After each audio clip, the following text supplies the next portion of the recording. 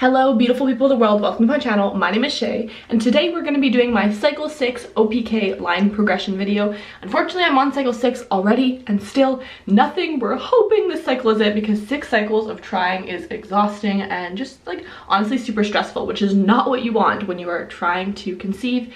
TTC and OPKs are ovulation predictor kits for those of you that don't know what I'm talking about, so let's get right into the line progression and show you what happened this month. I'm just gonna turn the brightness. So for the purposes of this video, I kind of turned the brightness down a bit to show you a little bit better the line progression. Like I said, this is cycle 6 and the first day of my last period was April 18th, 2020. And my ovulation and my cycles are very all over the place. Like sometimes it's 21 days, sometimes it's 26 days.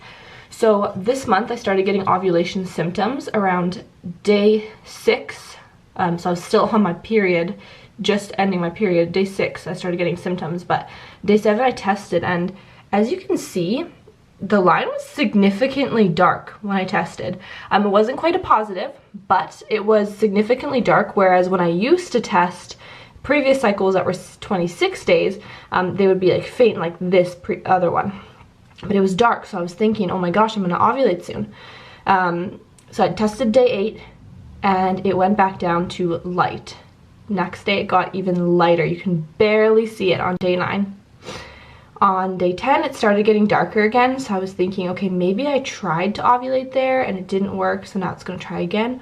Or possibly the time of day and the not consistency, but the dilution of my urine maybe was just a little different. And then the next day it got really light again, so I was just getting really confused. A little bit of backstory: last month I did not ovulate, so I was worried possibly my body was trying to ovulate over and over and it wasn't happening. It's hard to pick up on the camera, but these lines here and here are actually quite dark, and so it looked like ovulation, you know, would slowly be coming up, but the next one would be light. So then we have day 11. I tested again. Normally I would ovulate around here, between here and day 14, no matter how long my cycle is, kind of thing. The odd time I do ovulate on day 8 or 9, but normally it'd be around here. So I tested. It was again negative, but the line got darker than the day before. And normally I was told to test in the afternoon. So previous cycles I've tested in the afternoon, and that's when I got my positive OPK a few cycles ago. But this time I tested at 9 a.m. because I really had to pee and I had to go somewhere in the day. So when I tested, I got my positive OPK. And again, it kind of doesn't pick up well on the camera, but the first line is darker than the second line. So I got a positive OPK and I thought, okay, I'm going to probably ovulate on day 13 or 14 then, you know, in the next day or two. But around 1 p.m. I ovulated. And how I know this, I'm very in tune with my body. In some situations you can feel when you're ovulating. Me personally, I get certain symptoms and I get the cramping right when I am ovulating. So I ovulated on day 12 around 1 p.m. ish. You know, in the afternoon, pretty much. Early afternoon is when I ovulated. So I stopped testing at that point only because I'm running out of OPKs, and currently we are on lockdown because of the whole COVID-19 situation. So I can't really get more right now, so I'm trying to just save them, and I know I ovulated, so I don't need to keep testing.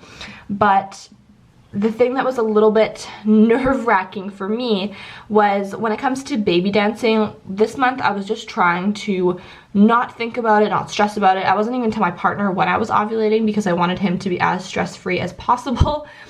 So we baby danced on day 10 because I thought ovulation was coming up, because, you know, right here I got my faint line but darker than the other ones.